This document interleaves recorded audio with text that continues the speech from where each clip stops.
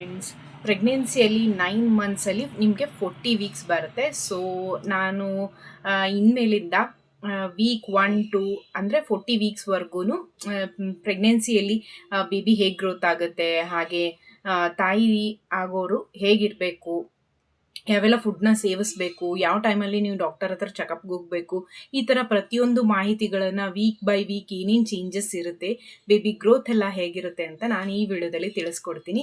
ಓಕೆನಾ friends, welcome back to my channel Varsha baby bloom. ನನ್ನ ಹೆಸರು ವರ್ಷ. ನನ್ನ ಚಾನಲಲ್ಲಿ ನಿಮಗೆ ಪ್ರೆಗ್ನೆನ್ಸಿ ಟಿಪ್ಸ್ ಅಂದರೆ ಪ್ರೆಗ್ನೆನ್ಸಿ ಜರ್ನಿ ಬಗ್ಗೆ ಎಲ್ಲ ಮಾಹಿತಿಗಳನ್ನು ಕೊಡ್ತೀನಿ. ಸೊ ಇನ್ನೂ ಯಾರೆಲ್ಲ ಚಾನಲ್ನ ಸಬ್ಸ್ಕ್ರೈಬ್ ಮಾಡ್ಕೊಂಡಿಲ್ಲ, ಸಬ್ಸ್ಕ್ರೈಬ್ ಮಾಡ್ಕೊಳ್ಳಿ, ಲೈಕ್ ಮಾಡಿ, ಶೇರ್ ಮಾಡಿ. ಫ್ರೆಂಡ್ಸ್ ಬನ್ನಿ ಇವಾಗ ವಿಡಿಯೋ ಸ್ಟಾರ್ಟ್ ಮಾಡೋಣ. ಫ್ರೆಂಡ್ಸ್, ವೀಕ್ 1 2ನ ನಾನು ಕಂಬೈನ್ ಮಾಡಿ ಮಾಡ್ತಾ ಇದ್ದೀನಿ. ಯಾಕಂದರೆ ವೀಕ್ 1 ಅಥವಾ 2 ಅಲ್ಲಿ ನಮಗೇನು ಅಂಥ ಚೇಂಜಸ್ ಏನು ಇರೋದಿಲ್ಲ ಜಾಸ್ತಿ. ಸೊ ಹಾಗಾಗಿ ನಾನು ಇದನ್ನು ಕಂಬೈನ್ ಮಾಡಿ ನಿಮಗೆ ಹೇಳ್ತಾ ಇದ್ದೀನಿ.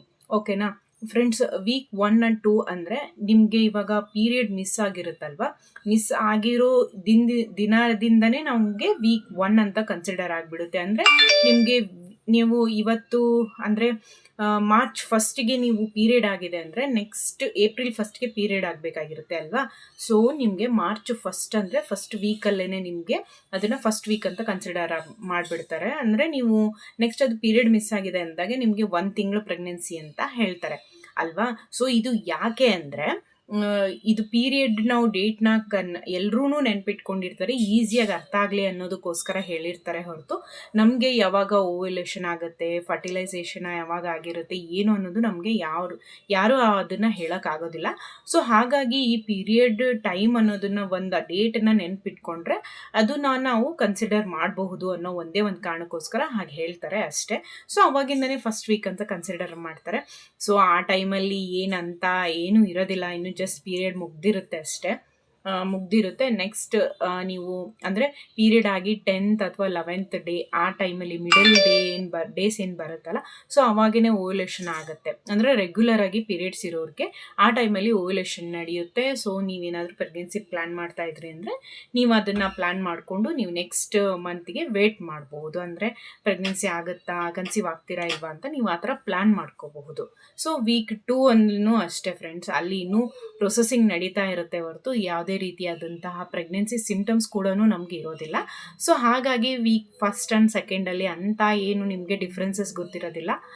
ಓಕೆನಾ. ಸೊ ಇದು ಇವತ್ತಿನ ಮಾಹಿತಿ. ಅಂದರೆ ವೀಕ್ 1 2 ಅಲ್ಲಿ ಏನೇನೆಲ್ಲ ನಿಮಗಿರುತ್ತೆ ಅಂತ ಹೇಳಿದ್ದೀನಿ. ಸೊ ಅಂದರೆ ನೀವು ಏನಾದರೂ ಪ್ರೆಗ್ನೆನ್ಸಿ ನಾನು ಇದರಲ್ಲಿ ಹೇಳೋವಂಥ ಒಂದು ಮಾಹಿತಿ ಏನಂದರೆ, ನೀವು ಪ್ರೆಗ್ನೆನ್ಸಿ ಪ್ಲ್ಯಾನಿಂಗ್ ಮಾಡ್ತಾ ಇದ್ದೀರಾ ಅಂದರೆ ನೀವೆಲ್ಲ ಕಡೆ ಕೇಳಿರ್ತೀರಾ ಫೋಲಿಕ್ ಆ್ಯಸಿಡ್ ಟ್ಯಾಬ್ಲೆಟ್ನ ತೊಗೊಳ್ಳಿ ಅಂತ ಎಲ್ಲರೂ ಹೇಳ್ತಿರ್ತಾರೆ. ಸೊ ಹಾಗಂತ ಹೇಳಿದ್ದಾರೆ ಅಂದ ತಕ್ಷಣ ನಾವಾಗೇ ಸೆಲ್ಫ್ ಮೆಡಿಕೇರ್ ಮಾಡ್ಕೋಬಾರ್ದು. ನೀವು ಡಾಕ್ಟ್ರನ್ನ ಕನ್ಸಲ್ಟ್ ಮಾಡಿಬಿಟ್ಟು ಫೋಲಿಕ್ ಆ್ಯಸಿಡ್ ಟ್ಯಾಬ್ಲೆಟ್ನ ತೊಗೋಬೇಕಾ ಬೇಡವಾ ಅನ್ನೋದು ನೀವು ಡಾಕ್ಟರ್ನ ಹತ್ರ ಚೆಕ್ ಮಾಡಿಸ್ಬೇಕು. ಫ್ರೆಂಡ್ಸ್, ಫಾಲಿಕ್ ಆ್ಯಸಿಡ್ ಟ್ಯಾಬ್ಲೆಟ್ ಅನ್ನೋದು ನೀವು ಬಿಫೋರ್ ಅಂದರೆ ಕನ್ಸೀವ್ ಪ್ಲ್ಯಾನ್ ಮಾಡ್ತಾ ಇರ್ತೀರಲ್ಲ, ಬಿಫೋರ್ 3 ಮಂತ್ಸಿಂದ ತೊಗೊಂಡ್ರಿ ಅಂದರೆ ಅದು ಬೆಟರ್. ಅಂದರೆ ನಿಮಗೆ ಚೆನ್ನಾಗಿ ಕೆಲಸ ಮಾಡುತ್ತೆ ಅಂತ. ಅಂದರೆ ಇದು ಕನ್ಸೀವ್ ಆಗೋದಕ್ಕೆ ಹೆಲ್ಪ್ ಮಾಡಲ್ಲ, ಬೇಬಿ ಗ್ರೋತ್ಗೆ ಹೆಲ್ಪ್ ಮಾಡುತ್ತೆ. ಅಂದರೆ ಬೇಬಿ ಬ್ರೈನ್ ಡೆವಲಪ್ಮೆಂಟ್ಸ್ಗೆ, ನ್ಯೂರಲ್ ಟ್ಯೂಬ್ಸ್, ಬೇಬಿದು ಏನು ಆರ್ಗನ್ಸ್ ಎಲ್ಲ ಗ್ರೋತಿಂಗ್ ಇರುತ್ತಲ್ವ, ಸೊ ಅದಕ್ಕೆ ಆ ಟ್ಯಾಬ್ಲೆಟ್ ಹೆಲ್ಪ್ ಮಾಡುತ್ತೆ, ನಮಗೆ ಕನ್ಸೀವ್ ಆಗೋದಕ್ಕೆ ಹೆಲ್ಪ್ ಮಾಡಲ್ಲ.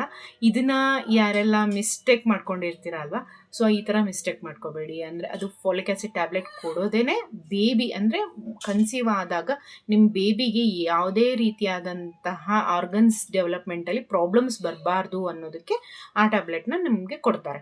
ಓಕೆನಾ. ಇದನ್ನು ನೀವು ಪ್ರೆಗ್ನೆಂಟ್ ಆದಮೇಲೆ ತೊಗೊಳೋಕ್ಕಿಂತ ಮುಂಚೆ ಬಿಫೋರ್ 3 ಮಂತ್ಸ್ ನೀವು ತೊಗೊಂಡಿದ್ರಿ ಅಂದರೆ ಅಲ್ಲಿ ನಿಮಗೆ ಬೇಬಿ ಡೆವಲಪ್ಮೆಂಟ್ ಗ್ರೋತ್ಗೆ ಚೆನ್ನಾಗಿರುತ್ತೆ. ಓಕೆನಾ ಫ್ರೆಂಡ್ಸ್, ಈ ವಿಡಿಯೋದಲ್ಲಿ ಮಾಹಿತಿ ಇಷ್ಟೇ. ಸೊ ಇದನ್ನ ಲೆಂದಿಯಾಗಿ ಮಾಡೋಕ್ಕೆ ನಂಗೆ ಇಷ್ಟ ಇಲ್ಲ. ಸೊ ಇನ್ಮೇಲೆ ಪ್ರೆಗ್ನೆನ್ಸಿ 3-4 ಅಂದರೆ ಒಂದೊಂದು ವೀಕ್ದು ಮಾತ್ರ ನಾನು ಹೇಳ್ತಾ ಹೋಗ್ತೀನಿ.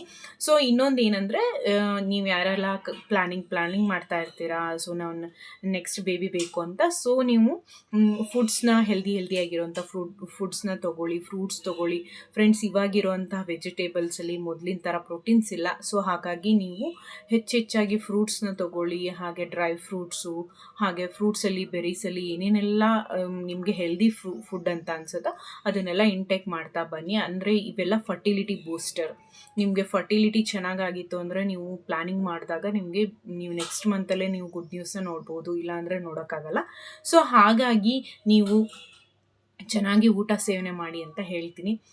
ನೆಕ್ಸ್ಟ್ ಪ್ರೆಗ್ನೆಂಟ್ ಆದಮೇಲೂ ಕೂಡ ನಿಮ್ಮ ಡಯಟ್ ಫಾಲೋಸು ಕೂಡ ಹಾಗೆ ಇರಬೇಕು. ಸೊ ಫ್ರೆಂಡ್ಸ್, ಯಾರಿಗೆಲ್ಲ ಸ್ವಲ್ಪ ಹೀಟ್ ಬಾಡಿ ಇರುತ್ತಲ್ವ, ಅವರು ಹೀಟ್ ಐಟಮ್ಸ್ಗಳನ್ನು, ಪದಾರ್ಥಗಳನ್ನು ಕಡಿಮೆ ಮಾಡಿ. ಅಂದರೆ ಎಗ್ ತಿಂತಾ ಇರ್ತೀರ ರೆಗ್ಯುಲರಾಗಿ, ಅದನ್ನು ಕಡಿಮೆ ಮಾಡಿ. ಚಪಾತಿ ತಿಂತಾ ಇರೋ ಚಪಾತಿ ಸ್ವಲ್ಪ ಅವಾಯ್ಡ್ ಮಾಡ್ಕೊಳ್ಳಿ. ಅಂದರೆ ನೀವು ಟೂ ಟೈಮ್ಸ್ 3 ಟೈಮ್ಸ್ ತಿನ್ನೋದು 1 ಟೈಮ್ ಅಥವಾ 1 ಟೈಮ್ ತಿನ್ನೋದಕ್ಕೆ ಟ್ರೈ ಮಾಡಿ. ಯಾಕಂದರೆ ತುಂಬ ಬಾಡಿ ಹೀಟ್ ಆದಾಗ ಕೂಡ ನಮಗೆ ಕನ್ಸೀವ್ ಆಗೋ ಚಾನ್ಸಸ್ ತುಂಬ ಕಡಿಮೆ ಇರುತ್ತೆ. ಸೊ ಹಾಗಾಗಿ ಇದನ್ನು ಹೇಳ್ತಾ ಇದ್ದೀನಿ. ಓಕೆನಾ ಫ್ರೆಂಡ್ಸ್, ಈ ಥರ ಎಲ್ಲ ನೀವು ಮೊದಲೇ ಪ್ರಿಕಾಷನ್ಸ್ ತೊಗೋಬೇಕು, ಪ್ರಿಪೇರ್ ಆಗಿರಬೇಕು. ಫ್ರೆಂಡ್ಸ್, ಕೆಲವ್ರಿಗೆ ಏನಾಗುತ್ತೆ ಅಂದರೆ ಅನ್ನೋಯಿಂಗ್ಲಿನಿ, ಅಂದರೆ ಅವ್ರ ಮದುವೆ ಆದ ತಕ್ಷಣವೇ ಪ್ರೆಗ್ನೆಂಟ್ ಆಗಿರ್ತಾರೆ. ಅದು ಅವ್ರ ಲಕ್ ಅಂತಲೇ ಹೇಳ್ಬೋದು. ಇವಾಗೆಲ್ಲ ಸ್ವಲ್ಪ ಪ್ರೆಗ್ನೆನ್ಸಿ ಪ್ರಾಬ್ಲಮ್ಸ್ ಜಾಸ್ತಿ ಇರೋದ್ರಿಂದ ಸೊ ಇದನ್ನೆಲ್ಲ ನೀವು ಫಾಲೋ ಅಪ್ ಮಾಡ್ಕೊಳ್ಳಿ. ಅಂದರೆ ಇವಾಗೆಲ್ಲ ಸ್ವಲ್ಪ ಲೇಟ್ ಮದುವೆ ಆಗ್ತಿರೋದ್ರಿಂದನೂ ಅದು ಪ್ರಾಬ್ಲಮ್ ಇದ್ದೇ ಇರುತ್ತೆ. ಸೊ ಹಾಗಾಗಿ ಇದನ್ನು ಫಾಲೋ ಮಾಡ್ಕೊಳ್ಳಿ ಅಂತ ಹೇಳ್ತೀನಿ. ವೀಕ್ 1, 2 ಅಲ್ಲಿ ಇಷ್ಟೇ ಆಗಿತ್ತು ಫ್ರೆಂಡ್ಸ್ ಮಾಹಿತಿ.